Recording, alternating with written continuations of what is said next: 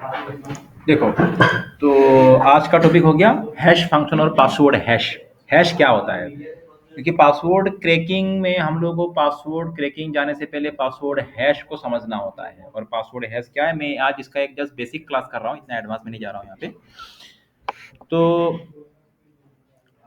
Password तो सबको पता है, पासवर्ड क्या होता है, बोलने की जरूरत नहीं है। फिलहाल जो पासवर्ड है ये काम कैसे करता है,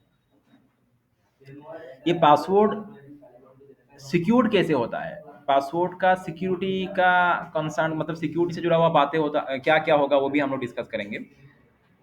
देखो, मैं कुछ प्रैक्टिकली एक एग्जांपल देके तुम लोग को समझा रहा हूँ यहाँ पे। नॉर्मली इसीलिए मैंने क्या किया यहाँ पे, मैंने अपना एक सिंपल सा मैं अपना ही कोई एक वेबसाइट जो ऑफलाइन मोड में मैं खोल लेता हूँ यहाँ पे, मेरे अपना ही सिस्टम का, मैं अपना खुद का सिस्टम का एक वेबसाइट यहाँ पे मैंने बना के रखा था, डेमो वेबसाइट, जो कि एक्चुअली वेबसाइट डिजाइनिंग क्लास में मैंने सिखाया था। तो मैं, समझ लो, जस्ट वेट, ये मैं एक साइट खोल रहा हूँ यहाँ पे। तो इस पेज को ओपन हो जाने दो। मैं यहाँ पे जस्ट तुम लोग को समझाने वाला हूँ पासवर्ड हैश क्या होता है। मैं इतना टेक्निकली बातें नहीं बोलूंगा, कुछ चीज़ों को समझाने के लिए थोड़ा प्रैक्टिकल चीज़ों को भी दिखा दूँ मैं, ताकि समझ में आसान हो जाए। और पहले इस साइट को खोल जाने दो, and then I will explain you password hash. Datacom site, और यहाँ पे लिखेंगे लॉग इन। हुआ क्या इसमें? नहीं, अभी होगा नहीं ना, वहाँ से अपडेट दिया ही नहीं वो लोग, मेराकुल टीम से।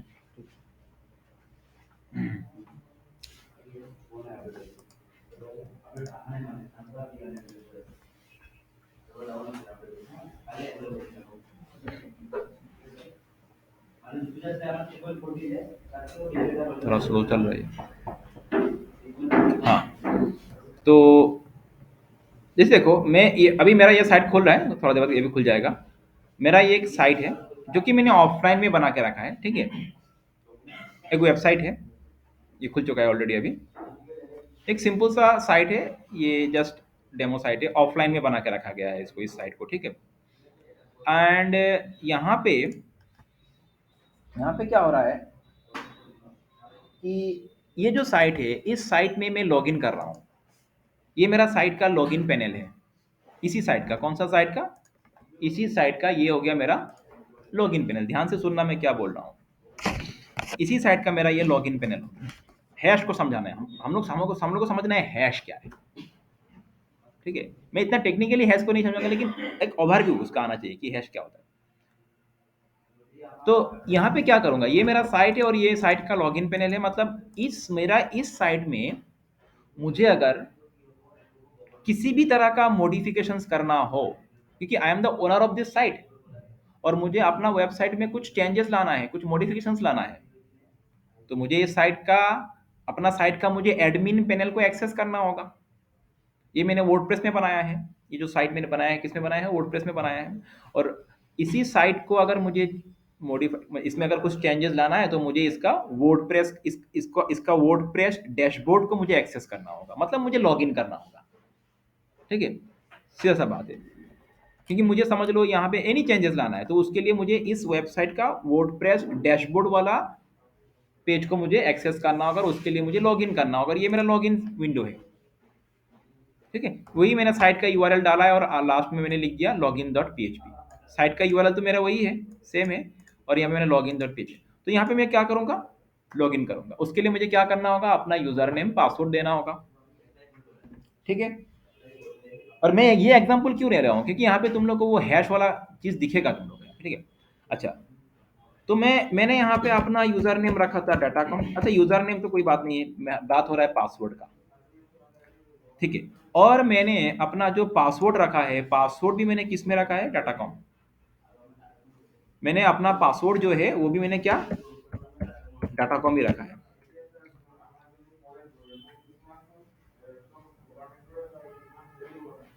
तो लॉगिन करता हूँ, लॉगिन हो जा रहा है, ठीक है। तो लॉगिन हो जाएगा, थोड़ा बात ये, थोड़ा सिस्टम स्लो चल रहा है मेरा ये। अच्छा, एट द सेम टाइम इसको लॉगिन हो जाने दो। एट द सेम टाइम मैं यहाँ पे और एक काम करता हूँ, मैं और एक पेज यहाँ पे ओपन कर लेता हूँ। ये लॉगिन हो चुका है देखो, ठीक है। अच्छा, ये मेरा साइट हो गया, ये मेरा वेबसाइट हो गया, ये मेरा अपना वेबसाइट का वर्डप्रेस डैशबोर्ड है। मैंने लॉगिन करके इसको एक्सेस किया, मेरा एडमिन पैनल है ये। और अभी बात ये हुआ, मैंने लॉगिन कैसे किया, यूजर नेम पासवर्ड डालते हुए लॉगिन किया। अच्छा, यूजर नेम तो ठीक है, डाटाकॉम है, पासवर्ड, लेकिन मैं जब पासवर्ड टाइप करा था वो तो हिडन फॉर्मेट में था। मैंने तुम लोग को बोल दिया डाटाकॉम है, ये तो सब समझने के लिए हम लोग को। अच्छा, मैंने पासवर्ड दिया डाटाकॉम। हुआ क्या, होता क्या है, जब हम लोग कभी भी कहीं भी पासवर्ड असाइन करते हैं, या तो पासवर्ड हम लोग रजिस्टर अपना अपना अपना कहीं भी जाके हम लोग कोई भी चीज़ को अगर रजिस्टर करते हैं तो उसमें हम लोग क्या करते हैं, अपना यूजर नेम पासवर्ड सेट करते हैं ना। जब तुम कहीं भी जाके जैसे गूगल में तुम अकाउंट खोल रहे हो, जीमेल अकाउंट खोल रहे हो, तो पहले तुमको क्या करना पड़ता है, अपना एक अकाउंट रजिस्टर करना पड़ता है, अपना यूजर नेम सेट करना होता है, अपना पासवर्ड सेट करना होता है। लेकिन जब तुम पासवर्ड देते हो, वो पासवर्ड तो तुम कुछ इस तरह का ही दोगे ना, कुछ combination of characters, letters, numbers, some special characters होगा। तो मैंने अपना पासवर्ड यहाँ पे क्या डाला था, डाटाकॉम डाला था, इस मेरा अपना वेबसाइट का ये तुम्हारा जो डैशबोर्ड को एक्सेस करने के लिए। अच्छा, अभी तो मैंने डाला है, लेकिन पहले तो मैंने सेट करके रखा था उसको।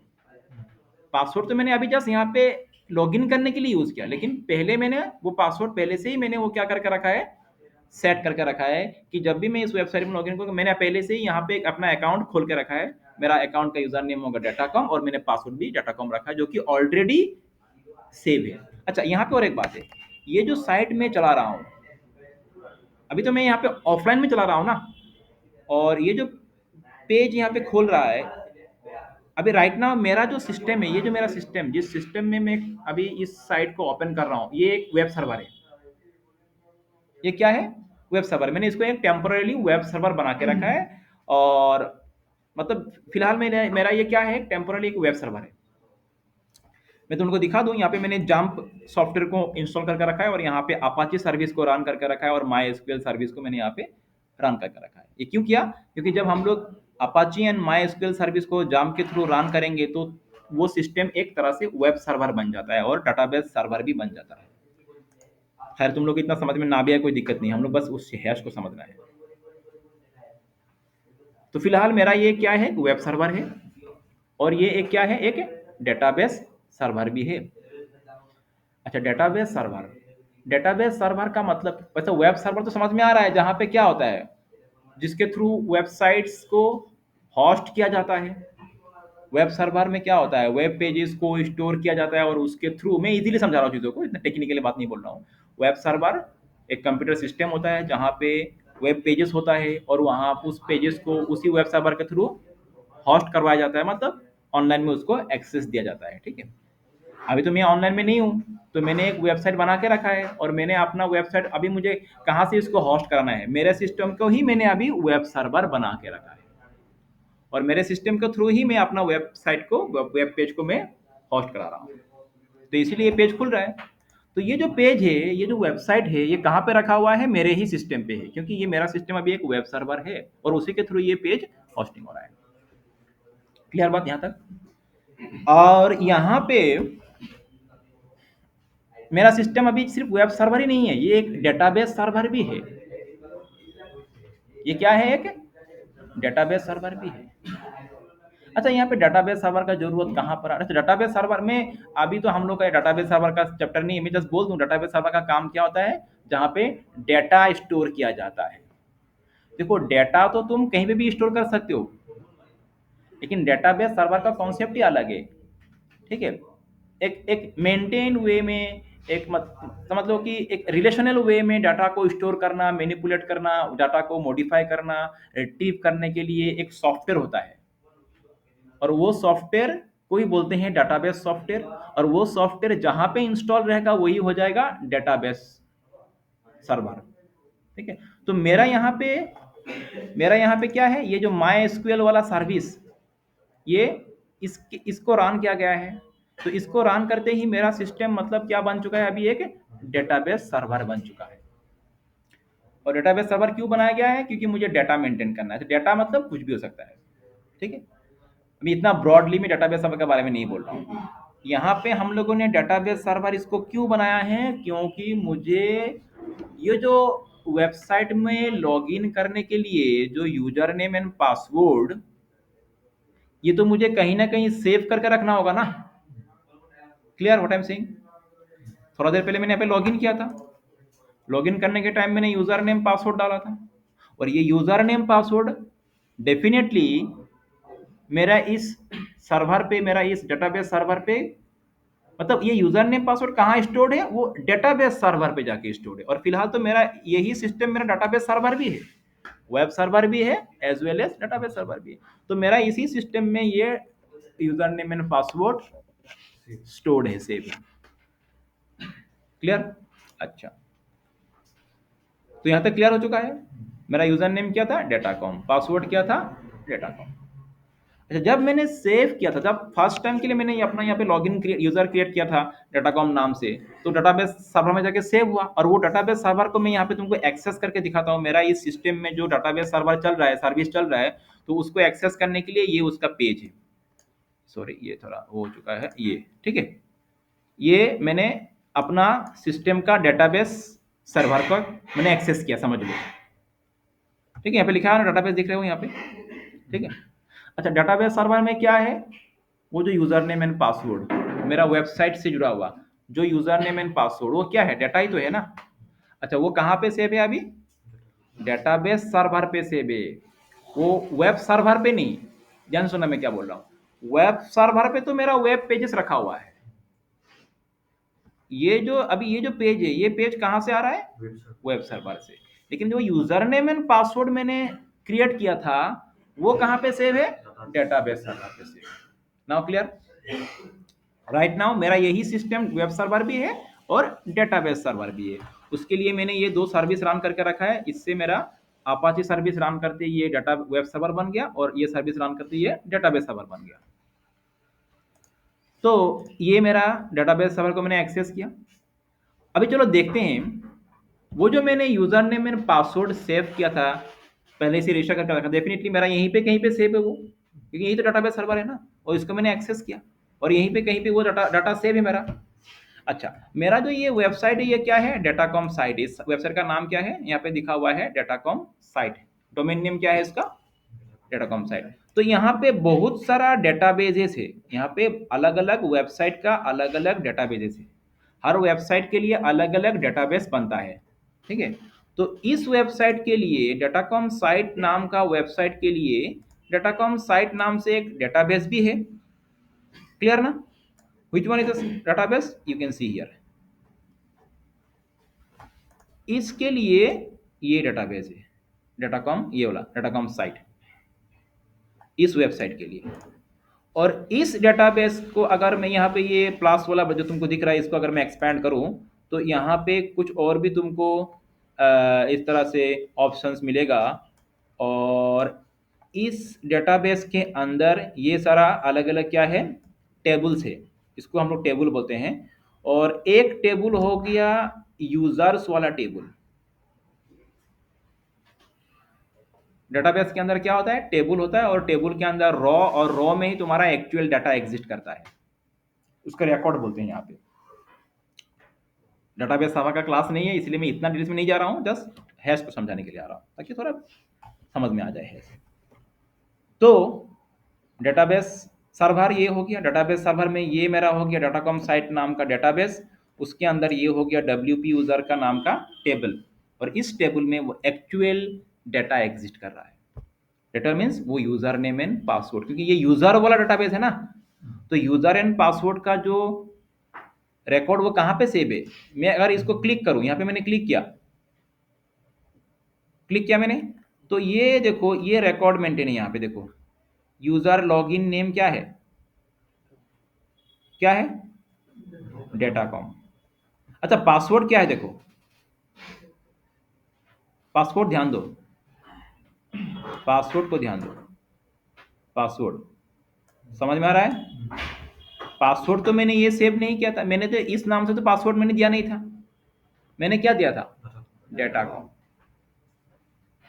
मैंने जब अपना यूजर अकाउंट क्रिएट किया था, यूजर नेम डाटाकॉम दिया था, जो कि एज इट इज आके यहाँ पे डाटाबेस में से सर्वर में सेव हो गया। लेकिन जब मैंने पासवर्ड सेव किया था, डाटाकॉम से ही सेव किया था, लेकिन सर्वर में आके वो एज इट इज आके सेव नहीं हुआ, वो कुछ अलग सा, कुछ combination of collection of characters में कन्वर्ट हो गया। देखो ये क्या क्या अलग अलग यहाँ पे, these are some, this collection of special characters, letters, numbers, सब कुछ मिलके एक 32 बिट, 32 कैरेक्टर लेंथ का एक क्या बन गया यहाँ पे, एक पासवर्ड बन के यहाँ पे सेव हो गया, जो कि मैंने दिया नहीं था।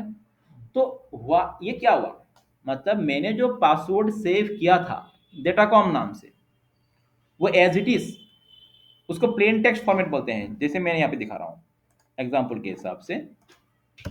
मैंने पासवर्ड सेव किया था डाटाकॉम, और ये हो गया, इसको इसको हम लोग बोलेंगे प्लेन टेक्स्ट फॉर्मेट। इसको क्या बोलेंगे हम लोग, प्लेन टेक्स्ट फॉर्मेट में ये सेव हुआ, ये इसको बोलेंगे हम लोग प्लेन टेक्स्ट फॉर्मेट। लेकिन सेव तो ऐसे नहीं हुआ, मैंने क्रिएट किया था इस नाम से पासवर्ड को, और जब सेव हुआ कुछ इस तरह से सेव हुआ। सेव जो हुआ कुछ ये वाला ये सेव हो गया। ठीक है, इस तरह से जाके सेव हो गया डेटाबेस सर्वर में जाके। तो पासवर्ड को कुछ अनरीडेबल, ये तो समझ में नहीं आ रहा है ना क्या है ये। ठीक है, इसको बोलेंगे, ये हो गया प्लेन टेक्स्ट, और इसको बोलेंगे हम लोग एनक्रिप्टेड टेक्स्ट। क्या बोलेंगे, एनक्रिप्टेड टेक्स्ट। क्लियर, ये क्या है, encrypted text, this is plain text. जब सेव हुआ जाके एनक्रिप्टेड टेक्स्ट फॉर्मेट में जाके ये सेव हो गया, ये प्लेन टेक्स्ट फॉर्मेट और ये एनक्रिप्टेड टेक्स्ट फॉर्मेट।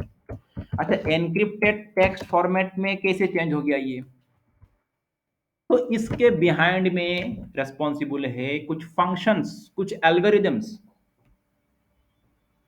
और उसी को बोलते हैं हैश फंक्शंस। इसको क्या बोलते हैं, हैश फंक्शन। मतलब प्लेन टेक्स्ट को इस तरह से कुछ अनरीडेबल फॉर्मेट में या तो एनक्रिप्टेड टेक्स्ट फॉर्मेट में कन्वर्ट कर देना, करने के लिए जो फंक्शन होता है, जो एल्गोरिदम होता है, उसी को बोलते हैं क्या, हैश फंक्शंस। ठीक है, अच्छा, तो हैश फंक्शन क्या कर रहा है, समझ में आ रहा है ना, प्लेन टेक्स्ट को एनक्रिप्टेड टेक्स्ट फॉर्मेट में कन्वर्ट कर रहा है। अच्छा, अभी समझ लो, किसी ने मेरा डेटाबेस सर्वर को हैक कर लिया, और जब हैक किया उसको ये पासवर्ड भी मिल गया। डेफिनेटली एज्यूम कर लो किसी ने मेरा डेटाबेस सर्वर को हैक कर लिया, उसको एक्सेस मिल गया मेरा डेटाबेस सर्वर का, तब उसको पासवर्ड भी तो मिल जाएगा ना। जैसे अभी मुझे मिल रहा है, फिलहाल तो मैं खुद ही ओनर हूं, लेकिन एज्यूम कर लो किसी ने हैक कर लिया तो उसको मिल जाएगा ये पासवर्ड। अच्छा, इस पासवर्ड से अगर कोई, समझ लो अभी उसको पासवर्ड मिल गया, यूजर नेम तो प्लेन टेक्स्ट में ही है, यूजर नेम सही है, लेकिन पासवर्ड भी मिल गया। अगर ये यूजर नेम और पासवर्ड से अगर कोई चाहे कि मैं फिर से अपना, मेरा साइट में लॉगिन कर ले, उसको मेरा user name and password database के थ्रू मिल गया, बाय समहाउ उसने एक्सेस कर लिया उसको, और उस पासवर्ड से अगर वो चाहता है कि मेरा वेबसाइट में लॉगिन करे, वो वाला एनक्रिप्टेड फॉर्मेट वाला, मैं यहाँ पे लॉगिन कर रहा हूँ, क्या हो रहा है, तो अगर किसी को लॉगिन हो रहा है क्या, नहीं हो रहा है। हाँ, अगर मैं डाटाकॉम लिखूं, मैं यहाँ पे दिखा रहा हूँ तो मैं क्या लिख रहा हूँ यहाँ पे देखो, मैं अगर डाटाकॉम लिखूं तब तो लॉगिन हो जाएगा, तब तो लॉगिन हो जाएगा, देखो अभी हो रहा है, हो गया ना। लेकिन मैं वो वाला टेक्स्ट लिखूं जो वहां से कॉपी किया था, वो जो टेक्स्ट लिखूं, लॉगिन होगा। तो किसी को अगर मेरा पासवर्ड, वो जो एनक्रिप्टेड टेक्स्ट वाला पासवर्ड मिल भी जाए, उसके लिए कोई फायदेमंद नहीं है वो। क्यों, क्योंकि उस पासवर्ड से वो चाहे लॉगिन करे, करने से भी लॉगिन नहीं होगा। क्लियर, बात समझ में आ रहा है क्या हो रहा है, उसको तो वो प्लेन टेक्स्ट वाला ही पासवर्ड वहां पे टाइप करना होगा। अच्छा, तो कुछ आइडिया हो रहा है। अच्छा, तो ये मतलब क्या है, जब भी कोई पासवर्ड, सिर्फ ये वेबसाइट या तो वेब सर्वर का ही बात नहीं है, जहां पे भी तुम कोई पासवर्ड कभी भी इस तरह से क्रिएट करते हो और जाके वो सेव होता है, वो प्लेन टेक्स्ट फॉर्मेट में सेव नहीं होता है। तुम्हारा विंडोज का पासवर्ड, तुम्हारा मोबाइल का पासवर्ड, कोई भी किसी भी, जब भी तुम कहीं पे वेबसाइट पे तुम कोई भी अकाउंट क्रिएट कर रहे हो कहीं पे जाके, उसका जो पासवर्ड है वो तो कहीं ना कहीं जाके सेव होगा ना। और जो वो जो सेव होता है वो प्लेन टेक्स्ट फॉर्मेट में सेव नहीं होता है, वो एनक्रिप्टेड फॉर्मेट में सेव हो जाता है। और बाय समहाउ अगर किसी को उस पासवर्ड का, एनक्रिप्टेड पासवर्ड का एक्सेस मिल भी गया, उसके लिए वो कोई काम का नहीं है, क्योंकि वो एनक्रिप्टेड, मैंने करके दिखा दिया ना, नहीं होगा। ठीक है। और ये प्लेन टेक्स्ट से एनक्रिप्टेड टेक्स्ट तक कन्वर्ट करने का काम किसका है? फंक्शन का है, हैश फंक्शन। तो मैं हैश फंक्शन के ऊपर बाद में डिटेल्स में क्लास करूंगा। इसके ऊपर एक बहुत लंबा टॉपिक हो सकता है, इसको समझने के लिए हम लोग को स्टडी करना पड़ेगा क्रिप्टोग्राफी। राइट नाउ तुम्हारे सिलेबस में अभी क्रिप्टोग्राफी नहीं है, तो मैं उतना डिटेल्स में नहीं जाऊंगा, क्योंकि क्रिप्ट एनालिसिस, उसके लिए ये वाला पार्ट हमको जाना पड़ता है। ठीक है। ये हैश फंक्शन होते कैसे हैं, इसका अलग अलग टाइप क्या है, तो कैसे हैश कैलकुलेट किया जाता है, दीज आर डिफरेंट डिफरेंट। उसके लिए तुम्हारे पास मैथ्स का आसान नॉलेज होना पड़ेगा, अच्छा खासा नॉलेज होना पड़ेगा। हम लोग का वो जरूरत नहीं, वो बस जानना है कि हैश फंक्शन क्या है। तो ये हो गया तुम्हारा प्लेन टेक्स्ट से एनक्रिप्टेड टेक्स्ट में कन्वर्ट करने का काम किसका होता है? हैश फंक्शन का होता है। फंक्शंस, हम एल्गोरिथम्स।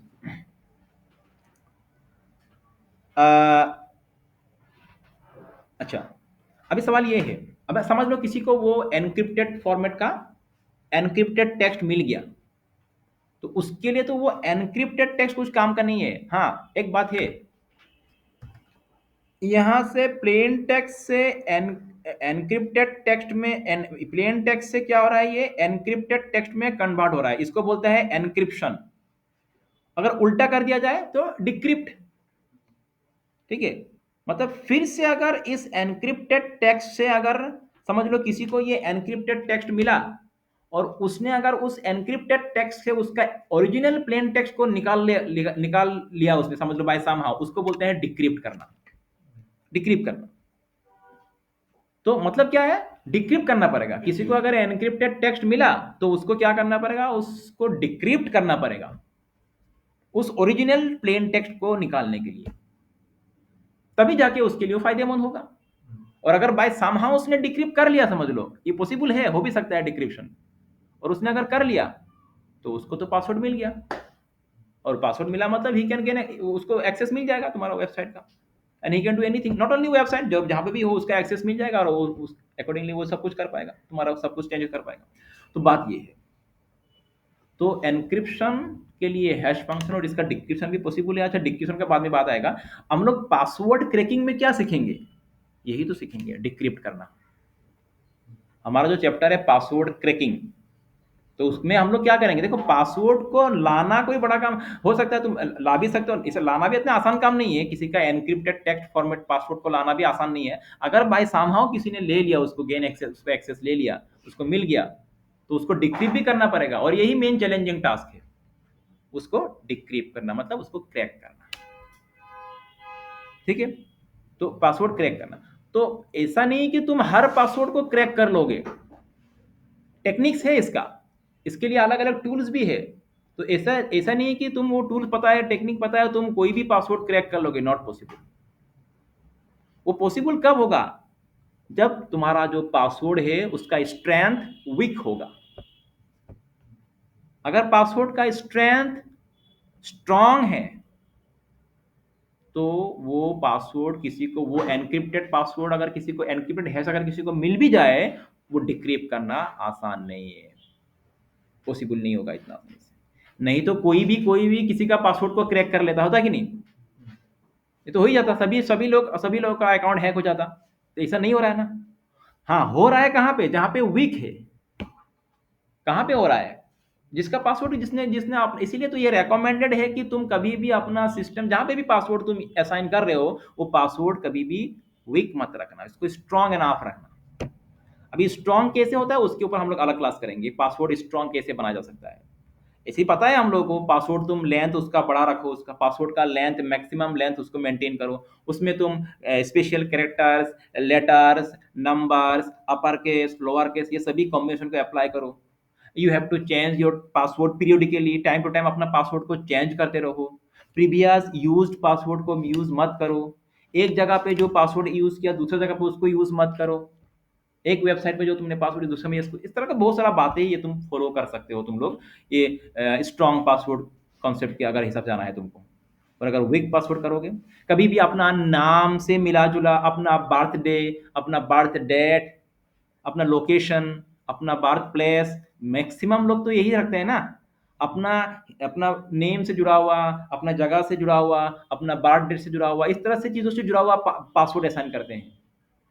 तो बहुत लोग क्या करते हैं, सोशल इंजीनियरिंग, अगर कोई मेलिशियस यूजर हैकर होगा तो वो तो सोशल इंजीनियरिंग के थ्रू तुम्हारा इन सभी डिटेल्स को कलेक्ट कर लेगा, और कलेक्ट करते हुए अलग अलग कॉम्बिनेशन को वो ट्राई करेगा, और बाय समहाउ अगर उसका मैच हो गया तो उसने तो काम कर लिया।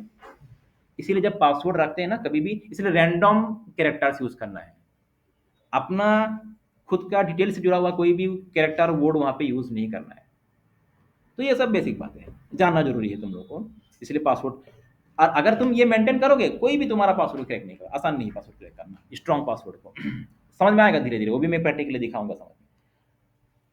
तो ये एक तो बात हो गया। अभी हैश, क्या बात हो रहा है, हैश। तो मतलब ये हुआ कि जस्ट कंटिन्यू करता हूं। तो यहाँ पे, यहाँ तक समझ में आ चुका है। हैश, हैश मतलब इसको, इसी को बोलते हैं password hash. You can say password hash, और you can say encrypted password, कुछ भी बोल सकते हो। हैश फंक्शन अलग अलग होता है। जैसे one of the hash function is the MD5 hash function, message digest. इस तरह का और भी है SHA function, hash function. SHA हो गया सिक्योर हैशिंग एल्गोरिथम। खैर मैं आऊंगा उसमें बाद में। तो मैं डिस्कस, अच्छा यहाँ पे ये जो पासवर्ड हैश क्रिएट हुआ, ये कौन सा फंक्शन से क्रिएट हुआ, यहाँ पे MD5 हैश फंक्शन के मदद से ये हैश को क्रिएट किया गया। ठीक है, इस हैश को क्रिएट किया गया। अच्छा, सिर्फ यहीं पे नहीं है, इस तरह का देखो, हैश क्रिएट करने के लिए बहुत सारा ऑनलाइन टूल है। हैशिंग, अगर तुमको किसी भी पासवर्ड का एनक्रिप्टेड फॉर्म क्या होगा, अगर उसको MD5 हैश फंक्शन से एनक्रिप्ट करे वो जानना है, तो तुम, बहुत सारा ऑनलाइन टूल है, जैसे MD5 जनरेटर हो गया, MD5 password, MD5 hash generator. ठीक है, यहाँ पे जाओ, ये देखो MD5 हैश जनरेटर। अगर मैं यहाँ पे इसको ऑन करूँ, MD5 हैश जनरेटर, और मेरा पासवर्ड की डाटा कम ना, तो मैं यहाँ पे, तुमको किसका MD5 हैश निकालना है, तो वो टाइप करो। यहाँ पे मैंने दे दिया डाटा कॉम, और मैं यहाँ पे करता हूँ जनरेट। देखो, ये इसने इसका MD5 हैश निकाला है, देख सकते हो ना। ये इसने क्या निकाला है, इसका MD5 हैश।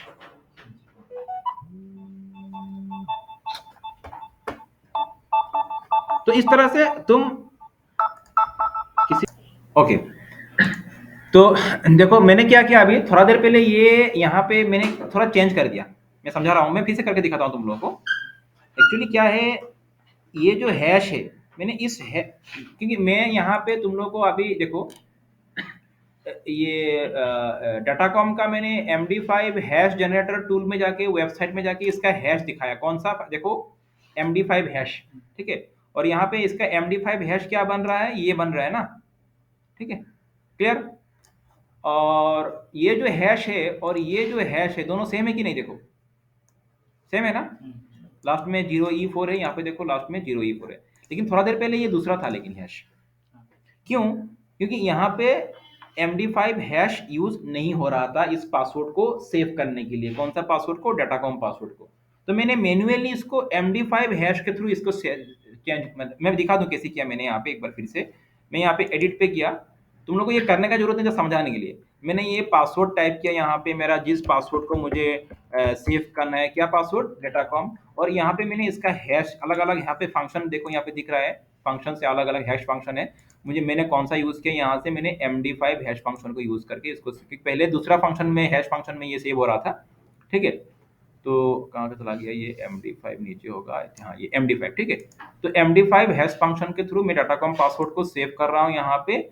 तो इसको मैंने सेव कर दिया, ये सेव हो गया। इस पर मैं यूजर्स में जा रहा हूँ, फिर से एक बार उस टेबल में जा रहा हूँ, डाटा इस टेबल में जा रहा हूँ, तो ये देखो वही हैश बना। ठीक है ना, तो ये हैश और मैंने यहाँ पे जो बनाया है डाटाकॉम का हैश सेम है ना। अच्छा, यहाँ पे जब कोई पासवर्ड को डिक्रिप्ट करता है, उसका कॉन्सेप्ट क्या है? उसका कॉन्सेप्ट यही है। वो क्या करता है, समझ लो किसी हैकर ने या तो मेलिशियस यूजर ने इस हैश को कलेक्ट कर लिया, बाय सामा उसको ये हैश मिल गया। ठीक है, ठीक है, उसको ये हैश मिल गया, तो वो क्या करेगा, वो भी इस तरह से किसी टूल को यूज करेगा, और टूल यूज करते हुए उसके पास ये वाला तो हैश ऑलरेडी है, और ये हैश के साथ वो क्या करेगा, उस टूल की मदद से अलग अलग वर्ड का कॉम्बिनेशन का हैश निकालेगा। जैसे उसने एडमिन का हैश निकाला, समझ लो जो भी हो, मैंने यहाँ पे लिखा, ये इसका इस वर्ड का उसने हैश निकाला। अच्छा, इस वर्ड का उसने हैश निकाला, देखा, और इस हैश के साथ इस हैश को वो मैच करेगा। ठीक है, अगर मैच नहीं हुआ तो वो पासवर्ड ये नहीं है। फिर इस तरह से करते करते भाई साम हाँ उसने समझ लो कि डाटाकॉम भी उसने, डाटाकॉम वर्ड का भी उसने हैश निकाल दिया। उसने अलग अलग ट्राई कर रहा था ना, उसमें से डाटाकॉम वर्ड भी उसका ट्राई में आ चुका है, समझ लो। तो उसका उसने जनरेट करते हुए क्या निकाल लिया, हैश निकाल लिया। अभी ये वाला हैश और ये वाला हैश मैच हो रहा है कि नहीं, तो मतलब क्या, उसको पासवर्ड पता चल गया। ठीक है, तो उसने डिक्रिप्ट कर लिया। क्लियर कॉन्सेप्ट, उसने क्या कर लिया, डिक्रिप्ट कर लिया। तो इस तरह से, लेकिन ये मैन्युअली करना तो आसान काम नहीं है ना। इस तरह से एक एक वर्ड लिखो, हैश निकालो, मैच करो, ये किसी यूजर के लिए, ह्यूमन बींग के लिए पॉसिबल नहीं। इसके लिए अलग टूल होता है, क्रैकिंग टूल अलग अलग होता है, जो कि सेकंड्स में हंड्रेड्स ऑफ इस तरह का वर्ड का हैश निकालता है, उसको मैच करता है, मिला के देखता है, अगर मिल गया तो वो पासवर्ड निकल गया उसके लिए। तो यही कॉन्सेप्ट होता है डिक्रिप्शन का। क्लियर। तो हैश फंक्शन अलग अलग होता है, उनमें से एक हैश फंक्शन हो गया MD5 फंक्शन। इस तरह से और भी है, और इस तरह से तुम किसी भी वर्ड का इस तरह से उसका हैश निकाल सकते हो ऑनलाइन साइट में जाते हुए। तो खैर इतना ही रहने दो, बाकी अगला क्लास में मैं जाऊंगा, तो अगला क्लास में बाकी टॉपिक डिस्कस करेंगे हम लोग। ठीक है, ओके। चलो भाई टेंशन लो, मेरे को